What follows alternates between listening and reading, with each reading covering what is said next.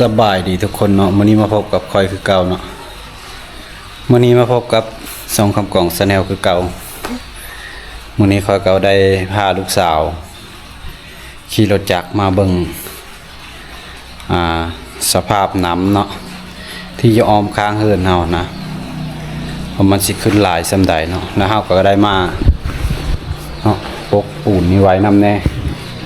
พอปูนนี่สร้างปูนมาต้น3เนาะเราก็เฮ็ดไปหมด 3-4 เป่าแล้วก็เราก็ได้มาอัปเดตเบิ่งน้ำเนาะมีสภาพน้ำนี่มาเบิ่งนี่กล่องดินทรายตัวนี้โอ้กล่องดินทรายน้ำที่โตมมาแล้วนั้นทางออกเนาะรถจักรเขาจอดอยู่นี่เบิ่งไกลๆนี่ลากโหที่ค่อยผังพันเนาะเสานี้น่าจะโทมเนาะอันนี้เข้ามาเป็นตะเวนเทงแหละยูพุนจะเป็นทางใหญ่เนาะทางขึ้นไซบัวทองอันนั้นก็ทางคนก็ลงมาหาไซเนาะ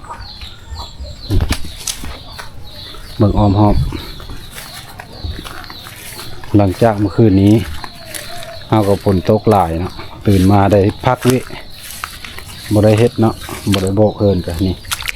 ล้างนี่ก็สูงเติบอยู่แล้วโทมเนาะบาดาลเฮาก็เกือบโทมพวกเอาคักๆแล้วโทมเลยแถวนี้พวกโทมเบิดเนาะพวกเอาพุ่นละโอ้เสื้อแดงๆพุ่นบางทีก็เจ้าหยางมาเนาะพวกขี่รถจักรพุ่นแม่นทางเนาะยังน้อยหนึ่งปฐมทางยังอยู่ประมาณ20 เส้นเนาะนี่หอบโดยน้ำทั้งหมดเทินเฮาอยู่คนกลางแต่ยังบ่ทันฮอดเนาะอันคานเทินเนาะยังไก่อยู่ถ้าเมื่อเสาร์นี้น่าจะฮอดเสาร์นี่เนาะนี่มองในทางนอกนี่ยังไม่ได้โบกเลยเหินนะครับโอ้ทางนี้ก็มีแต่น้ำทั้งหมดทุกนี่ทางนี้โทมเลยนะมันจุ่มอยู่เสานี่เนาะแล้วสิน้ำทั้งหมดโอ้อ้อมหอบโดยน้ำ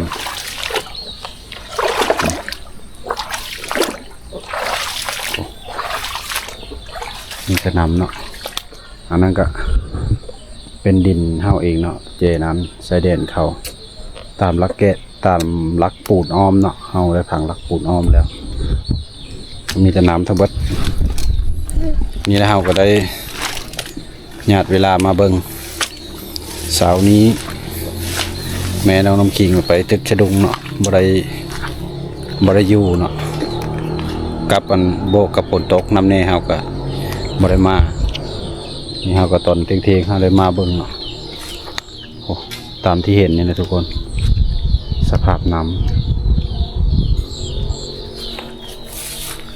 ถือว่านักสมโพนอยู่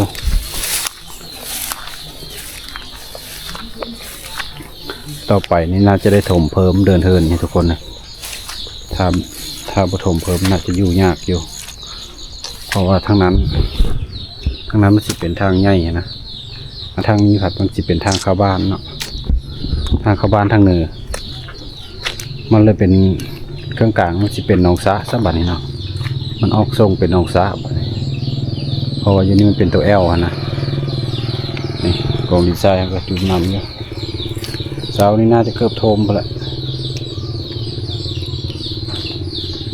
พอเห็นพอดน้ำอยู่เนี่ย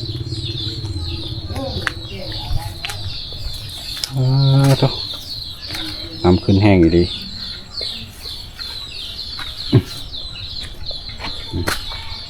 นี่ดินทรายเขาเขื่องไว้ที่พันเบิร์ดซ้ำ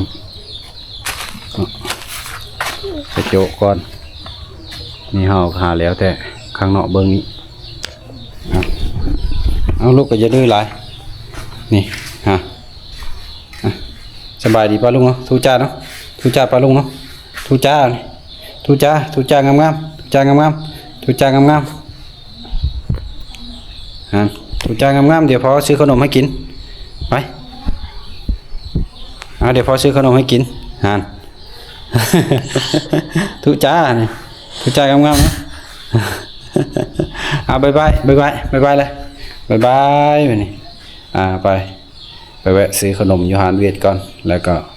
ขี่รถกลับเลยบัดนี้ลูกก็ได้ โอเค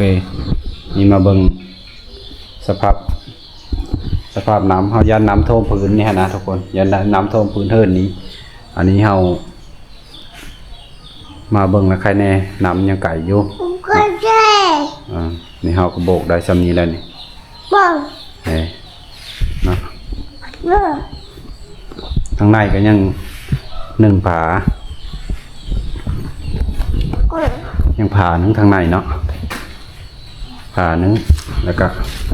2ผานี้ผานี้ก็ยังบ่แล้วแล้วก็3ผานี้นะ3ผานี้ยัง3ผาไปบัดนี้ไปแวะหารไอ้ตรงไปละซื้อขนมก่อนให้น้ำขิงก่อนผลก็เริ่มมาแล้วเนาะบ๊ายบายโอเคไปแวะซื้อขนมก่อนบัดนี้ย่างออกบัดย่างออกก่อนหารถจักรเอาก่อนนี่ตัวน้ำก่อนทิ้งแห้งกันเลยท่วมประทางกันท่วมมาเลยทางเขาคนเพลงคอแข็งนะ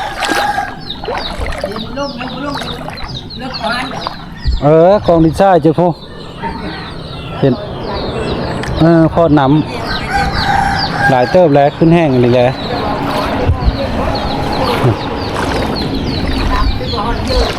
น้ำขึ้นแห้ง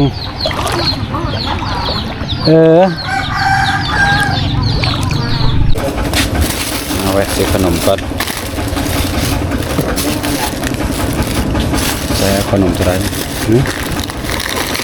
ขนมจะได้นี่แหละ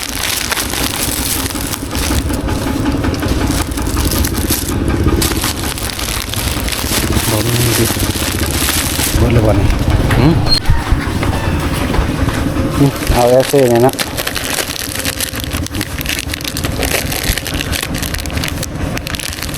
เอาคนละสีก็เอาสีเอาเถื่อ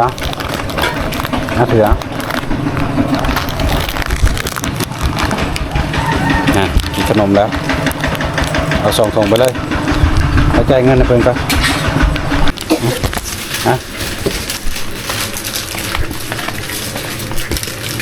เงินได้ขนมเอลเซ่2 ก้อน4,060เอาถือไว้จ่าย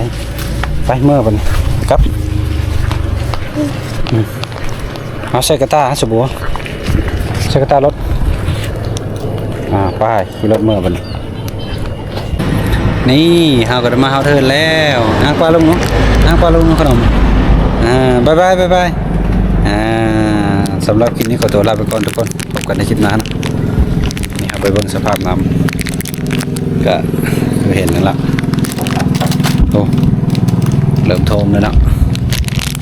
มื้อเช้านี้น่าจะนักอยู่มื้อเช้านี้เนาะบ๊ายบายพบกันในคลิปหน้า